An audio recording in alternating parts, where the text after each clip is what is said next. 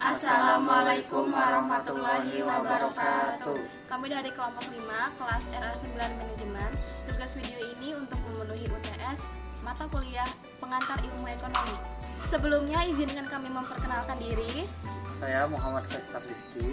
Nama saya Nurmala Hidayah. Nama saya Fikarati Nuraini. Saya Hayatun Nufus. Saya Siva Apriyani. Baik, saya di sini akan menjelaskan tentang latar belakang. Pada zaman modern seperti sekarang ini, kebanyakan orang menganggap bahwa ilmu ekonomi adalah ilmu yang diawali dan diakhiri dengan hukum permintaan dan penawaran. Tentu saja, anggapan ini terlalu mengandalkan ilmu ekonomi sebagai ilmu yang sangat sederhana. Akan tetapi, menurut kami, hukum yang dikenal dengan hukum penawaran dan permintaan merupakan bagian terpenting dalam pemahaman kita mengenai pasar. Apabila kita membicarakan tentang pasar, pastinya tidak luput dari perdagangan. Perdagangan yang paling sering terjadi adalah perdagangan di pasar.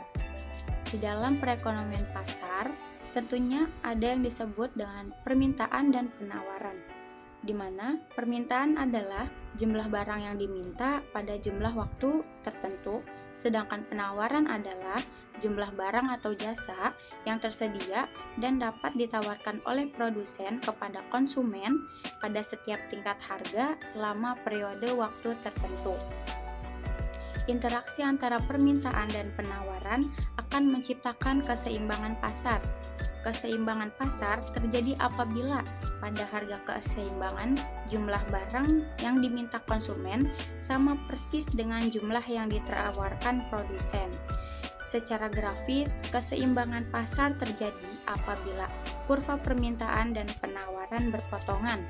Titik perpotongan tersebut disebut titik keseimbangan. Yang kedua, itu ada rumusan masalah. Yang pertama, apa sih pengertian dari permintaan, penawaran, dan keseimbangan pasar? Yang kedua, apa saja faktor-faktor yang mempengaruhi permintaan dan penawaran? Yang ketiga, bagaimana hukum permintaan dan penawaran? Yang keempat, bagaimana proses terbentuknya harga pasar? Permintaan adalah sejumlah barang dan jasa yang diinginkan untuk dibeli atau dimiliki pada berbagai tingkat harga yang berlaku di pasar dan waktu tertentu. Permintaan dapat dibagi menjadi dua macam, yaitu permintaan absolut atau absolute demand. Permintaan absolut adalah seluruh permintaan terhadap barang dan jasa, baik yang bertenaga beli, berkemampuan membeli, maupun yang tidak bertenaga membeli. Permintaan efektif atau effective demand. Permintaan efektif adalah permintaan terhadap barang dan jasa yang disertai kemampuan membeli. Hukum permintaan tidak berlaku mutlak, tetapi bersifat tidak mutlak dan dalam keadaan ceteris paribus, faktor-faktor lain dianggap tetap. Hukum permintaan berbunyi apabila harga mengalami penurunan, maka jumlah permintaan akan naik atau bertambah. Dan sebaliknya, apabila harga mengalami kenaikan, maka jumlah permintaan akan turun atau berkurang. Dalam hukum permintaan, jumlah suatu barang akan berbanding terbalik dengan tingkat harga barang tersebut. Kenaikan harga barang akan menyebabkan berkurangnya jumlah barang yang diminta. Hal ini dikarenakan daya tarik untuk membeli semakin menurun yang disebabkan oleh mahalnya harga jual barang tersebut. Faktor-faktor lain yang tidak berubah antara lain pendapatan, selera, harga barang substitusi atau komplementer, jumlah penduduk. Hukum permintaan tidak berlaku pada barang-barang tertentu, yaitu barang inferior, barang prastise, barang spekulasi. Faktor-faktor yang mempengaruhi permintaan. Yang pertama itu selera. Yang kedua, pendapatan konsumen. Yang ketiga, harga barang jasa pengganti atau pelengkap. Yang keempat, intensitas kebutuhan konsumen. Yang kelima, pendapatan masyarakat. Dan yang keenam, distribusi pendapatan. Dan yang ketujuh, pertambahan penduduk. Pengertian penawaran. Penawaran adalah barang atau komoditi yang akan diproduksi dan ditawarkan untuk dijual dalam rangka memenuhi kebutuhan masyarakat sosial dalam suatu pasar ekonomi. Hukum penawaran. Dalam hukum penawaran berbunyi, semakin tinggi harga, jumlah barang yang ditawarkan semakin banyak. Sebaliknya, semakin rendah harga barang, jumlah yang ditawarkan juga semakin sedikit. Faktor-faktor penawaran. Yang pertama ada biaya produksi dan teknologi yang digunakan. Yang kedua ada tujuan perusahaan. Yang ketiga ada keseimbangan atau harga pasar. Equilibrium price adalah tinggi rendahnya tingkat harga yang terjadi atas kesepakatan antara produsen atau penawaran dengan konsumen atau permintaan. Pada harga keseimbangan, produsen atau penawaran bersedia melepas barang atau jasa, sedangkan permintaan atau konsumen bersedia membayar harganya. Dalam kurva harga keseimbangan terjadi titik temu antara kurva permintaan dan kurva penawaran yang disebut equilibrium price. Selanjutnya, proses terbentuknya harga pasar. Terbentuknya harga pasar dipengaruhi oleh faktor-faktor yang mempengaruhi permintaan dan penawaran. Masing-masing faktor dapat menyebabkan bergesernya jumlah permintaan dan jumlah penawaran. Dengan bergesernya permintaan dan penawaran akan mengakibatkan bergesernya tingkat harga keseimbangan. Dari hasil studi kasus yang telah dilakukan, terdapat narasumber bernama Ibu Elut, berusia 55 tahun. Beliau adalah penjual bawang merah, cabai, tomat, dan bumbu dapur. Beliau berjualan sejak tahun 80-an. Dari barang-barang yang dijual Ibu Elut yang sedang mengalami kenaikan harga adalah bawang merah. Harga bawang merah saat ini sedang naik dengan harga 30.000 per kilogram. Sedangkan bulan lalu turun dengan harga 15.000 per kilogram. Kenaikan harga tersebut membuat permintaan konsumen menurun. Karena biasanya konsumen membeli bawang merah 1 kilogram, kini hanya membeli 1/4 kilogram. Bahkan konsumen yang membeli 1/4 kilogram kini hanya membeli 10 ons saja. Harga bawang yang sedang naik saat ini membuat para konsumen menawar harga bawang tersebut. Namun, penawaran harga yang dilakukan oleh konsumen berbeda-beda. Penjual tersebut menjual bawang merah dengan harga 30 kg.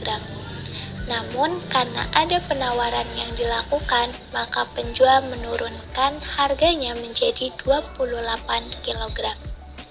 Dapat disimpulkan bahwa hal tersebut sesuai dengan hukum permintaan, di mana hukum permintaan berbunyi ketika harga meningkat atau naik, maka jumlah barang yang diminta akan menurun. Dan sebaliknya, apabila harga turun, maka jumlah barang yang diminta akan naik. Hasil studi kasus dari penjual toko beras, nama narasumber Wisnu Maulana, usia 25 tahun, penjual beras, sudah lama berjualan selama 1 tahun. Menurut beliau, harga beras saat ini sedang melonjak naik dikarenakan musim kemarau yang panjang. Hal ini tersebut menimbulkan gagal panen sehingga stok beras sedikit. Harga beras saat ini mencapai 305 sampai 360 ribu per karung. Penawaran yang dilakukan oleh konsumen biasanya berkisar 10.000 sampai 15.000. Namun setiap konsumen menawar harga beras dengan harga yang berbeda-beda. Akan tetapi Bapak Wisnu sebagai penjual biasanya menurunkan harga sekisar 5.000 per karungnya. Permintaan beras saat ini sedang bertambah. Hal tersebut dikarenakan kelangkaan beras dan beras adalah kebutuhan pokok. Walaupun harganya naik, namun tetap permintaan meningkat. Tawar-menawar yang dilakukan oleh penjual dan pembeli adalah interaksi yang terjadi di pasar. Kesepakatan antara penjual dan pembeli terjadi ketika harga yang ditawar penjual masih di atas modal penjual. Misalkan harga beras asalnya 315.000. Kemudian ketika terjadi tawar-menawar, maka harga yang disepakati konsumen dan penjual 310.000. Hal tersebut dapat disimpulkan bahwa ketika beras langka, maka harga beras cenderung naik. Maka Pak Wisnu atau mungkin penjual beras lainnya akan mendapatkan keuntungan yang lebih. Apalagi jika mereka menjual beras dalam jumlah yang banyak. Seperti yang dikatakan dalam hukum penawaran, bahwa semakin tinggi harga, semakin banyak jumlah barang yang bersedia ditawarkan. Sebaliknya, semakin rendah tingkat harga, semakin sedikit jumlah barang yang bersedia ditawarkan. Hasil studi kasus selanjutnya, nama narasumber Rangga, usia 25 tahun, penjual sembako, lama berjualan sudah 5 tahun. Salah satu sembako yang dijual Pak Rangga adalah telur. Harga telur saat ini sedang turun. Saat ini harga telur 27.000 per kilogramnya. Dibanding beberapa bulan yang lalu, harga telur naik mencapai 30.000 per kilogram. Dengan turunnya harga telur tersebut, membuat permintaan dari konsumen naik. Dengan harga tersebut, konsumen tidak menawar dengan harga yang lebih rendah. Misalnya, harga telur per kilo 27.000. Kadang ada yang menawar dengan harga 25.000 atau 26.000. Akan tetapi tidak disepakati di harga tersebut, tetap disepakati di harga 27.000. Dapat disimpulkan bahwa hukum permintaan di sini berlaku, di mana hukum permintaan berbunyi apabila harga mengalami penurunan, maka jumlah permintaan akan naik atau bertambah, dan sebaliknya, apabila harga mengalami kenaikan, maka jumlah permintaan akan turun atau berkurang.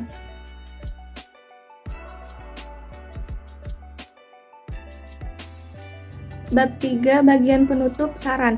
Pasar adalah tempat bertemunya pembeli dan penjual untuk melakukan transaksi jual beli barang atau jasa. Seorang penjual haruslah tetap bersikap ramah kepada konsumen. Menjadi seorang penjual haruslah jujur dengan kualitas barang yang diperjualbelikan, dan seorang pedagang haruslah menjual barang tersebut dengan harga dan kualitas yang memadai. Dan sebagai seorang konsumen haruslah bersikap menghargai penjual tersebut, tidak boleh sewenang-wenang dalam menawar harga.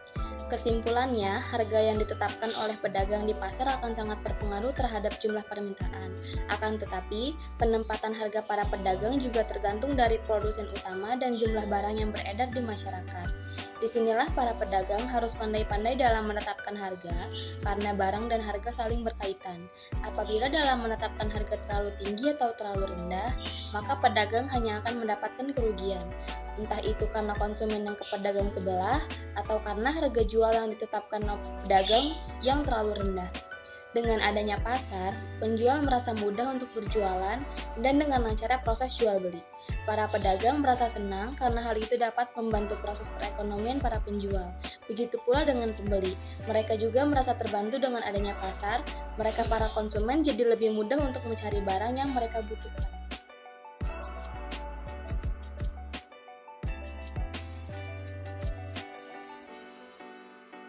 Sekian video dari kami.